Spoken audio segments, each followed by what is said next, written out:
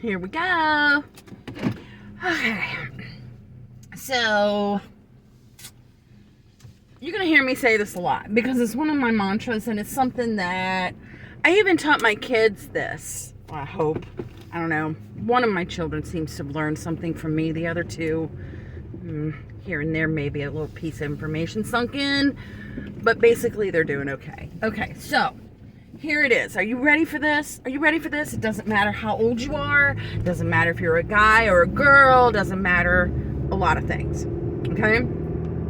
Everybody needs a side hustle. Everybody needs a side hustle, and I'll tell you why. It doesn't matter if you got the best job in the world. You could go in there tomorrow and they could say, you know what, we've eliminated your position. You no longer work here. There's that. You may have the best husband in the world. He's a great guy. He'd never leave you. He's a great provider.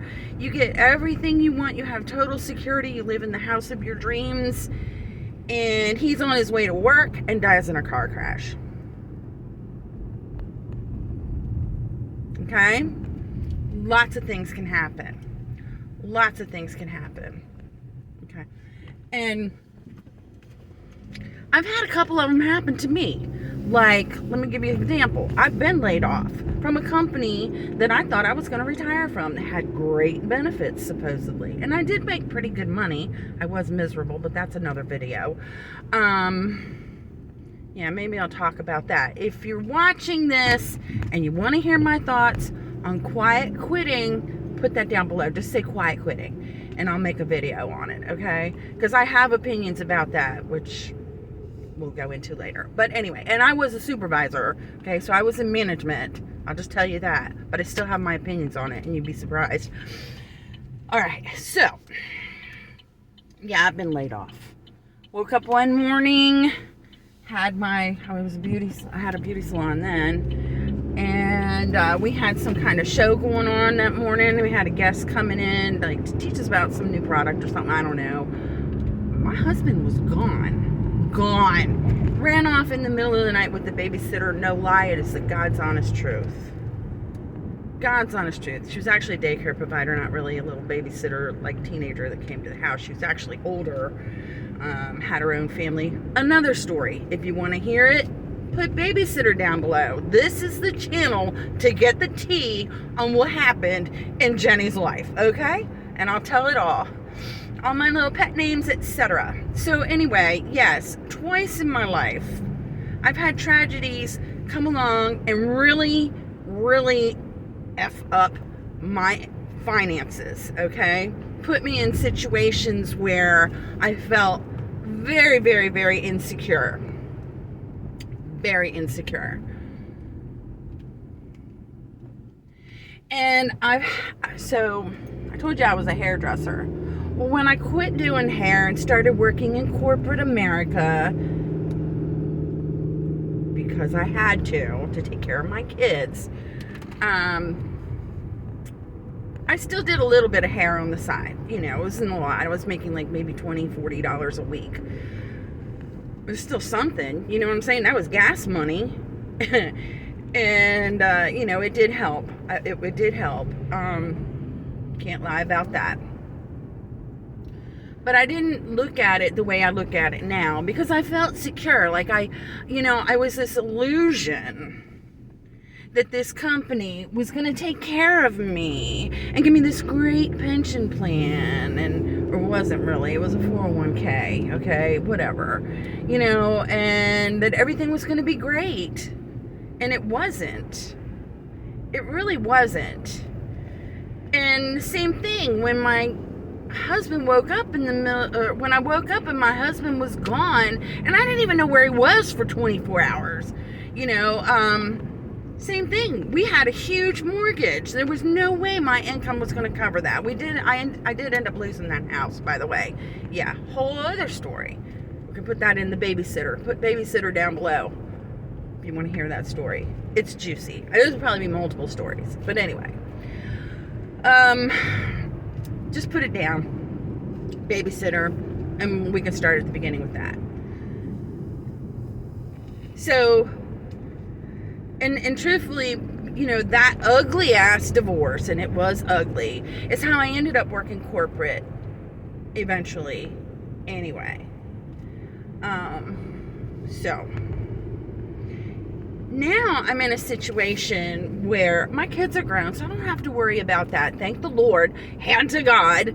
Hand to God. My kids are taking care of themselves. Thank God. But when I was able to contribute to my 401k and got laid off after my severance ran out, guess what I did? I used my retirement, which wasn't a lot to start with, but yeah, I had to pull off of that until I got a job, which didn't take that long, but it took long enough because severance money doesn't necessarily go very far. Things like that. And when I got divorced, I ended up, like I told you, I lost that house. I ended up having to live somewhere cheaper, in an apartment, and renting for quite a while. And, it was kind of devastating. So, long story short, anyway, I didn't have a lot of money other than what I'm going to get from Social Security, and here I am. I want to retire in 2 years because this cleaning business that I have is physically killing me, and I'm getting tired, and I really don't want to have to manage people.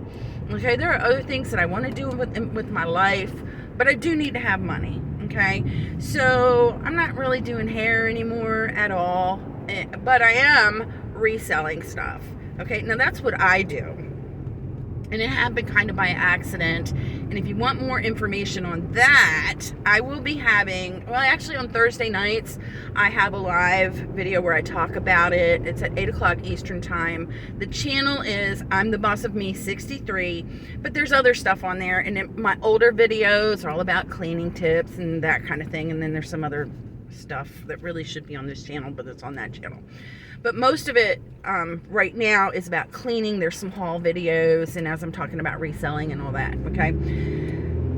Yeah, that's what I do. I resell. And like I said, I came on by accident. One of my cleaning customers had a bunch of bags of clothes that he wanted to get rid of, and I said, well, I'll take them. And then in the middle of it, I was like, do you mind if I sell them? And he's like, do whatever you want with them. And I'm like, cool. Okay, so I started actually selling men's clothes, which I don't really, even to this day, know anything about men's clothes, which is a clue right there. So to do what I'm doing, you don't have to be that knowledgeable as far as what you're selling. I mean, you have to know what it is. So I do know if it's a shirt or a pair of pants.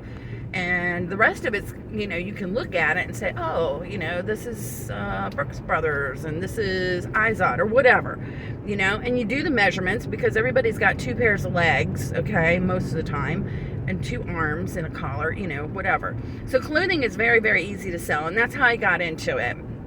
And it just started out as like a little side hobby almost, just like for gas money or whatever. I didn't really plan on doing much with it, but I'd be walking around during the day and my phone would go ka-ching, and I was like, oh, I made a sale, and it was like really addicting. It is addicting. Oh my God, what a rush, and it was little sales like $5, $10. I remember when I sold something for $11. I was like, $11?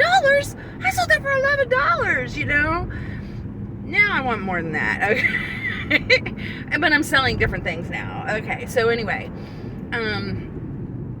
that is my side hustle now. And I'm growing it. I personally am growing that because that business is going to sustain me on my retirement, because my retirement is barely enough to support what I needed when I would have my kids at home 20 years ago. It's definitely not enough money to support me now when it comes down, housing and food and medical and blah, blah, blah, blah, blah.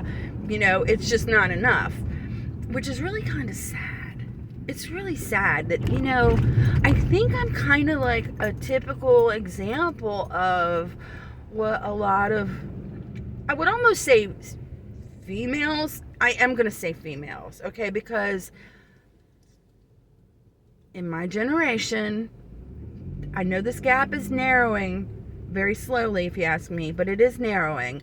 But in my generation, and definitely in my mother's generation, and all the people, ladies in between, who were single moms, we did not make the kind of money that our male counterparts made. Okay? We did not. And so, and we, up until recently, it was usually the women who were raising the children if a marriage fell apart. Okay? Okay, so I'm trying, oh my goodness. I'm trying to be nice here, okay, and be fair, because I do know that there's a lot of single dads raising their children, and total kudos to you guys, because I know how hard it is. I know how hard it is. And, you know,